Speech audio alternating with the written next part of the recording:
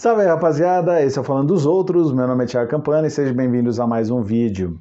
E muita gente fala pra mim, né, pô, você fala bem de outros times, tal, você é um cara que analisa de forma sensata, tal, mas por que você não faz um canal e, enfim, né, em vez de mostrar o Palmeiras, tal, é porque eu acho que dá pra você analisar as coisas e ser imparcial, entendeu? Então por isso que eu nunca vou tirar a camisa do Palmeiras nem a bandeira lá de trás. Porque aquilo ali não define a minha análise. O que define a minha análise é a análise, certo? E o que eu vou falar hoje? Eu vou falar aí do São Paulo, cara. Sério. Conversando esses dias no grupo aí de palmeirenses, né? Eu tava conversando com a minha amiga Giovana Leibante, um beijo pra Gi, fera demais, jornalista. Eu tava conversando com a Gi e... Aliás, sigam a Gi no Instagram, tá? Nação Palestrina, acho que é Palestrina Nação e no Facebook é Nação Palestrina. Ou ao contrário, tá? Mas... coloca lá, Nação Palestrina, vocês vão achar. Eu tava conversando com ela e falando, né, o porquê que eu acho, tá? É o meu achismo, é a minha análise, então pode discordar à vontade, desde com respeito. Por que o São Paulo não ganha mais nada, cara? Bom, vamos voltar um pouquinho no passado? Vamos. O São Paulo em 2000, vamos começar por 2005, né? Eu ia começar até de antes, mas não precisa. 2005, o São Paulo foi campeão paulista, invicto, campeão da Libertadores, perdendo só um jogo, se não me falha a memória, nas oitavas de final. Ou nas quartas, agora não lembro. Enfim, o São Paulo foi campeão paulista, invicto, campeão da Libertadores e campeão mundial. 3 títulos pesados. O campeonato paulista ainda tinha um bom peso naquela época. Tanto que o São Paulo foi campeão com 19 jogos, mano. Eram 20 times. E ok, e o São Paulo foi campeão, de forma merecida dos 3 títulos, entendeu? E o São Paulo virou referência, certo? Cara, e eu lembro de uma entrevista do Marco Aurélio Melo, Marco Aurélio Cunha, desculpa, Marco Aurélio Melo, quem é Marco Aurélio Melo? Marco Aurélio Cunha falando exatamente assim no programa do Milton Neves. Ele falou, e aí, e agora que vocês ganharam o mundo, qual que é a meta? Ele falou, São Paulo tá anos sem ganhar o Brasileiro, a nossa meta esse ano é ganhar o Brasileiro, em 2006. O São Paulo chegou na final da Libertadores, perdeu para o Inter e foi campeão brasileiro em 2006. Meta traçada, meta cumprida. Então assim, e o São Paulo engatilhou mais 2 títulos. O que aconteceu desse time do São Paulo 2005 até 2008, que foi o ano do último título brasileiro? O São Paulo, ele se agigantou ainda mais, certo? O São Paulo cresceu muito, a torcida também cresceu muito, uma torcida que veio aí comprando o time, mas comprando muito mais na Libertadores do que no Brasileiro, por exemplo.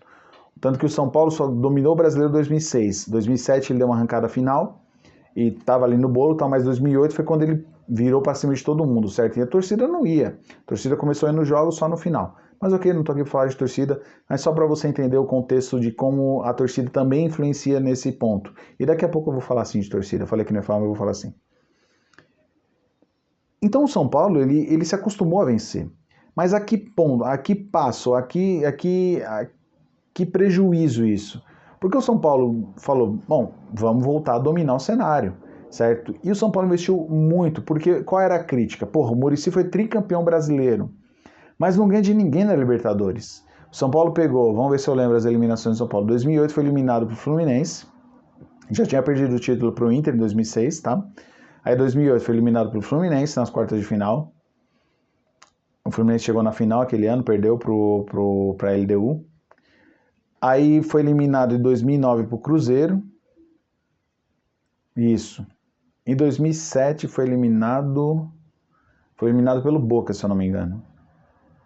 Agora eu não lembro. 2007 eu não lembro mesmo, mas 2008 e 2009 eu lembro que foram para esses 2 brasileiros. Eu lembro que ficou marcado, porque a torcida do São Paulo começou a ficar impaciente. Falar, a gente só perde pros brasileiros, cara. A gente pega os caras e treme. São Paulo é um time que treme e tal. E ficou essa piadinha até entre as torcidas, né? Mas o São Paulo começou a investir muita grana e não ter o resultado em campo, certo? Contratando jogadores aí badalados, mas porque não era a tônica do São Paulo. Você pega o time do São Paulo, foi campeão em 2005, você pega um Luizão que era badalado, mas já estava em fim de carreira, certo? Então não foi um cara de muito custo, o Amoroso, que era ultra badalado, mas era o único assim, fora dele da casinha, mas era um cara que dentro de campo ele resolveu muito pro São Paulo, na Libertadores, no Mundial, ele não fez gol, mas ele jogou muito, inclusive no Brasileiro, que o São Paulo tava, cara, não sei se você vai lembrar, mas em 2005 chegou um ponto que o São Paulo tava na zona de rebaixamento do Brasileiro. Cara, o São Paulo falou, não, vamos voltar a jogar e vamos nos preparar para o Mundial. O São Paulo deu uma arrancada que se tivesse mais, sei lá, 5 rodadas, o São Paulo seria campeão brasileiro. Quando o São Paulo começou a reagir, o São Paulo já estava muito lá atrás. O São Paulo ganhou do Corinthians, ganhou do Santos, tá ligado? Ganhou, mano, o São Paulo arregaçou aquele campeonato. Acho que ganhou do Palmeiras também, não lembro, mas se eu não me engano foi. E de lá pra cá, o São Paulo mudou um pouco a estratégia, certo? O São Paulo começou a contratar uns caras caros. Por exemplo, o Washington, que deu resultado, mas foi um cara muito caro. O Adriano Imperador, um jogador que deu resultado, mas muito caro. E foram caras que ficaram aí pouco tempo no São Paulo e só deixaram um rombo nas contas do clube. Não trouxeram o resultado esperado dentro de campo. Tudo bem que envolve um time inteiro e tal. E o São Paulo começou a fazer algumas coisas muito duvidosas, certo? E aquela coisa, falando agora da torcida do São Paulo, e antes de falar da torcida do São Paulo, uma coisa também que ajudou a prejudicar muito o time do Morumbi é o Morumbi. Por isso mesmo, por incrível que pareça. Quem conhece São Paulo sabe que o Morumbi é muito longe, muito, muito longe. Tanto que o ano retrasado a torcida do São Paulo ficou feliz, foi até uma festa, porque inauguraram a estação de metrô 1,5 km do estádio e comemoraram, porque é o mais perto que se chega ali do estádio. Até ônibus é ruim de chegar ali. Para quem não sabe, deixa eu tentar explicar. Você tem algumas avenidas que passam próximo ao Morumbi, próximo, certo? E ele fica num vale, tá ligado? Então, mano, é um buraco, velho. E é muito difícil acessar lá. As ruas que tem ali não era uma região projetada para ter um estádio daquele porte. Por exemplo, o Allianz Parque é um local projetado para ter um estádio daquele porte. Porque você tem a Francisco Matarazzo ali, que é a principal via de saída, e, mano, sei lá, 5 minutos depois você já tá na Marginal Tietê. Então, mesmo que tenha ruas estreitas no Allianz Parque, a saída é muito mais simples, a saída é muito mais fácil, muito mais rápida. Cara, eu cheguei a ficar no Morumbi, ali, pra sair do Morumbi, das ruas do Morumbi, umas 2 horas já. Num Palmeiras e Corinthians com 50 mil pessoas no Morumbi. Agora, você imagina antigamente que tinha 120 mil pessoas no Morumbi, como que era pra sair. Entendeu? Então, assim... E o que aconteceu? Em 2008, certo? Justamente nesse ano, os grandes falaram, chega de jogar clássicos no Morumbi. Porque o São Paulo começou com essa coisa de soberano, soberano, soberano, nós somos os soberanos, e naquela época de fato era, queira você ou não, certo? O São Paulo dominava o futebol brasileiro. Todos os jogadores falavam, eu quero ir pro São Paulo. Hoje, que acontece com o Flamengo, Palmeiras, acontecia com o São Paulo, cara. Todo mundo queria jogar no São Paulo. Todo jogador grande, bom, queria jogar no São Paulo. Certo? Porque era o clube que pagava certinho, era o clube rejeitado financeiramente, não tinha tanta cobrança por títulos, porque todo ano estava ganhando. A torcida, desculpa falar, mas não era tão presente assim, não era, nunca foi. A torcida do São Paulo sempre foi presente na Libertadores, mas no Brasileiro não era. Então o que começou a acontecer? Em 2008, o André Sanches implodiu o Clube dos 13, certo? E deu um papo nos outros presidentes de São Paulo, no presidente do Palmeiras, do Santos, né, e no São Paulo no Pessoa, falando, olha, se a gente continuar jogando no Morumbi, o São Paulo vai continuar dominando essa porra. E aí, é isso que vocês querem? Os presidentes, realmente você tem razão, certo? Então começaram a valorizar os seus estádios e jogar os clássicos nos seus estádios. Cara, quem não for no Morumbi, quem não conhece, não tem essa vivência de um clássico dividido, meio a meio, 60 mil pessoas, 70 mil, 40 mil pra cá, 30 pra lá, 35, mano, você não sabe o que era legal, você não sabe o que era bom de ter um clássico assim. E hoje você não tem mais. Depois começou papo de 5% do público e tal, e virou uma merda, tá ligado? Mas, ok. E o pior viria a acontecer em 2014. Justamente 2 anos depois, o São Paulo ter ganho seu último título, que foi quando inauguraram o Allianz Parque e a Arena Corinthians, Neoquímica Arena. E principalmente o Allianz Parque, porque o Allianz Parque tirou muita renda do São Paulo de shows. Todo show que tinha grande em São Paulo, onde que era? Morumbi. Todo. O que você imaginar de show grande era no Morumbi. Madonna, U2, Metallica, Iron Maiden, todo. Iron Maiden às vezes tocava no Palestra Itália. Mas a maioria era no Morumbi, cara, a enorme maioria. E, mano, e nada mais justo, que era um estádio grande, certo? Não era bem localizado, como eu falei, não é bem localizado, mas era gigante, comportava muita gente, certo? Tranquilamente mais de 100 mil pessoas, num show. E, cara, e era isso, o São Paulo ganhava muita grana. Muita grana. E começou a derrocada justamente aí. Então, assim, o São Paulo depois continuou errando nas contratações, muita coisa errada lá dentro, coisa de diretoria. Eu não vou falar de corrupção, porque eu não tenho provas, mas, cara, é óbvio que teve corrupção em algum momento, certo? Óbvio que teve gente metendo a mão, porque não é possível um clube que arrecada 400, 500 milhões por ano ter déficit. Não é possível. Você fez alguma cagada muito grande lá atrás para ter déficit hoje. Né? E o São Paulo fez essas cagadas, mas tem muita corrupção também. Só que eu não vou afirmar, porque eu não sei, não posso nem dar nomes aqui, porque senão eu posso ser processado. Mas certeza, teve muita corrupção, certeza. Isso é óbvio, cara, óbvio. E também uma coisa que ajudou o São Paulo a entrar nessa derrocada, ajudou indiretamente, mas é a imprensa. Tem uma fala do Pretzel que eu acho maravilhosa, que ele fala assim, eu estou trabalhando há 12 anos na imprensa de São Paulo, ele falou isso no de placa, faz pouco tempo. 12 anos que eu trabalho na imprensa de São Paulo e aqui, assim, eles elogiam São Paulo, aliviam pro Corinthians, arregaçam Palmeiras e ironizam o Santos. É isso. Então essa coisa de aliviar para o São Paulo, de passar a mão na cabeça do São Paulo, fez muito mal ao clube. Certo? Porque o clube acreditou nas próprias coisas que falavam, de soberano, de não, nós somos o clube empresa, nós somos o clube europeu do Brasil, nós somos o modelo. Não, e não era. Não era.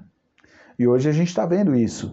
E o São Paulo só vai voltar a ganhar alguma coisa a partir do momento que entender que tem que fechar a casinha, certo? Não dentro de campo, mas fora de campo. Fecha a casinha, vamos ver aqui, vamos sentar, vamos fazer as coisas de acordo. Cara, como que o São Paulo pode pagar 1.700.000 pro Daniel Alves, velho? Como? Isso não existe. Não tem arrecadação para isso. Entendeu? Não tem, cara. Certo? Daí muita gente vai falar, o Palmeiras pagava isso pro Dudu, ok, mas o Dudu resolvia dentro de campo. E o Dudu tá no clube faz 5 anos. O Dudu não chegou, 7 anos na verdade. O Dudu não chegou ganhando 1.700.000.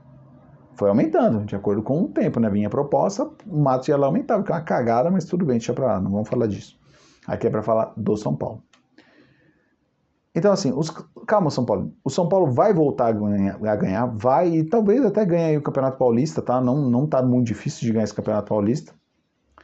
Mas o São Paulo precisa ajeitar a casa, certo? São Paulo precisa fazer uma reformulação grande no elenco, trazer jogadores identificados, certo? Não identificados com o clube, que é muito difícil, mas assim, jogadores que queiram jogar no clube, jogadores que não, eu quero jogar no São Paulo. Que não, o São Paulo contratou um jogador da Ponte Preta aí, legal, pode dar certo, entendeu?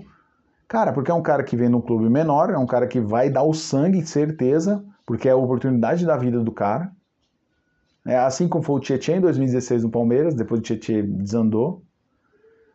E o São Paulo precisa mudar algumas coisas. O São Paulo paga muita grana para pouco futebol para alguns jogadores. Pablo, Hernanes, Daniel Alves, sei lá, enfim. O próprio Volpi não resolve tanto assim. Depois São Paulo comprou ele, não é mais aquele goleiraço. É um bom goleiro, ótimo. Mas não é o cara que vai resolver. Que nem o Everton resolveu pra gente na Libertadores. Contra o River, se não fosse ele, já era. Beleza? Mas o São Paulo vai ganhar, tá? O São Paulo vai ser campeão de novo. E, várias e várias vezes. Mano, o Palmeiras estava muito pior do que o São Paulo tá hoje. O Palmeiras estava, o Paulo Nobre foi, fez a reengenharia, veio o Allianz Parque sim, ajudou muito. E talvez para o São Paulo seria interessante isso. Uma reforma do Morumbi, certo? Para dar uma levantada, dar um up na torcida, para ter de volta aquele tesão de ir no estádio ver o time. Né? Porque muita gente, eu falo isso sem medo de errar, muito palmeirense começou a ir ver o time em 2015 para ver o estádio.